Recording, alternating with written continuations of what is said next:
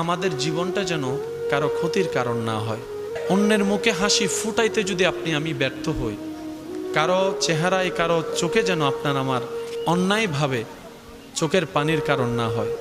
মনে রাখবেন, রব্বুল আলামিন নিজের হক মাফ করতে রাজি, কিন্তু রব কখনো বান্দার হক মাফ করে না।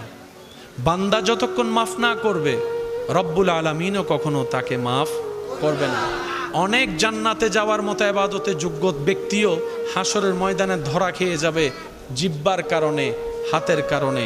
তাই তো নবী রাহমাতুল্লিল আলামিন বলেছে, আল মুসলিমু মান সালিম আল মুসলিমুনা মিন লিসানিহি ওয়া ইয়াদিহি। ও আমার ইমানদার ভাইয়েরা, একটু চেষ্টা করলে কঠিনটাও সম্ভব।